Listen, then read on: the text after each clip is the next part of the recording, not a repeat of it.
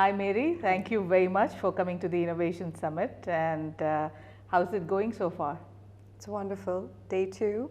I think it's been super inspiring and motivating to hear all the speakers. I'm enjoying thoroughly. Thank you for having me.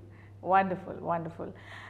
We have International Women's Day coming up very soon, and this time the theme is embracing equity, and I really appreciate women leaders like you in leadership positions who are doing quite a lot to encourage other women to take on leadership positions. Tell me a little bit about what you do with Rotary and how has your journey to getting there been? Absolutely. So I oversee, I'm a director for digital product delivery at Rotary. I have been with Rotary for close to, I would say, 10 years. Wow, it's been that long. But I started my journey as a developer 16 years back, have been in tech industry for that long, healthcare, and then now nonprofit with Rotary. Definitely it's been an amazing journey, I would say, more with challenges, learnings along the way. And being a woman, I think we have our own set of challenges. True. I wouldn't want to be like gender differentiation, but I think we come in with more responsibilities, different set of responsibilities, I would say, like being a woman, being a mother, being a wife, being a sister. I think there is a certain expectation from the society, and keeping that and also trying to balance your career, I think it's a challenge that women face. Definitely in my case as well, I'm from India originally, immigrated to US, but I did have my support of my husband, my parents, definitely, as far as like further continuing the education. So I have done my master's in Canada, and after I have two kids, beautiful kids. But of course they need attention and they need your time. So that means taking away your time from your career, right? So that's like a blessing and a boom as well.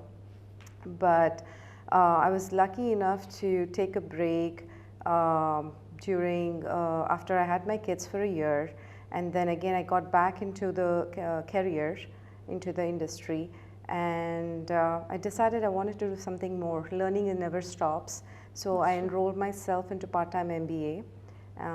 2 years back I finished it, and since I have done that and also have grown into the organization in the leadership roles. So that was something that I really cherished, that every step you learn from your struggles, you learn from your fellow women leaders with whom you work. So that's my story. Oh, wonderful. Yeah. Pretty inspirational. Tell me, if you were to give some guidance or tips to women who are now entering the workforce and probably in a couple of years will take on some leadership positions, what would those tips be? Absolutely. Thank you for asking that question. I think the one big thing I would say is the grit, never give up, Yeah. Continue to put effort into the passion you have. At times might not always be easy, but do not give up. That's the main key important thing I would say.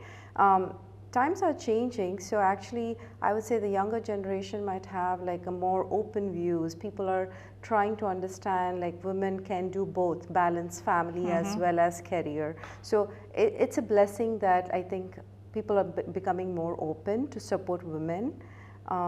So I feel like when you are passionate about something, you need to continue the journey towards that. Absolutely. In fact, I've seen instances where the husband, the man, Yes. has given up his career to relocate Absolutely. along with wife, or has given up his career so that the woman Yep. can, grow and move to different positions. And talking about which, the reason why I'm here at the summit is my husband is home watching the kids. Right?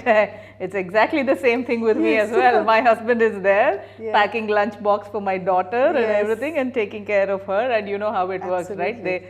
We have to do the ferrying to their classes Yes. and all of that stuff. He's taking care of it. So Yeah. you definitely need that kind of support system. Yep.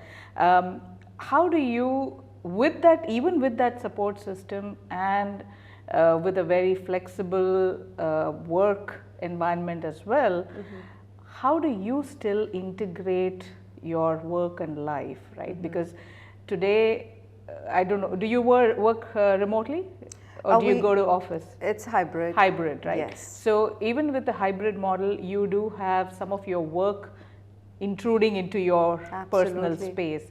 So how do you balance or integrate the two? You're so right, because since COVID came, the lines have been blurred between your personal time and then your work time, right?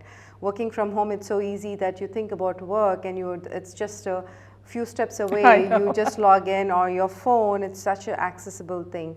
But I think one of the things I started learning and realizing pretty early on when I had my kids is the guilt that takes us, like, oh, am I not giving the time that my kids need? I think women should not feel that, because you are the role model. As much as the dads are the role models, the mothers are also the role models. So they are noticing you, they're learning from you how you are so goal oriented.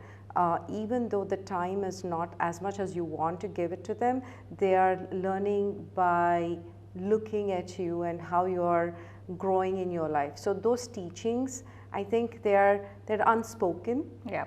So that's the way I see it. Just because I'm not able to sit down and spend an hour a day or 2 hours a day, it doesn't mean that I'm not giving the attention that they need. You're giving teachings in a different style. Yeah, yeah. Also, when you talk about teachings, they also learn by observing even the things that we do but we shouldn't be doing, right? True. Whether it is, checking emails on the side or phone on the dinner table and things like that. So do you have some rules for yourself which ensures that, you give that kind of attention to your family and not have work intrude? Absolutely. The weekends, I'm completely out. I try not to work on the weekends. Unless there's again an emergency. The other thing I tend to do is bedtime. I have a routine, I try to put the phone away, not be on the phone, and I encourage the kids to do the same thing. So gadgets are not allowed in the bedrooms. One way I do that. So those are some small practices, I believe, along the way. If you encourage and you try to do that, you can separate. As much as I would do that, at times it's hard, because but it is not an everyday thing. Once in a while you get to blend those things, but most of the time we need to put a line there. That's wonderful. Yeah.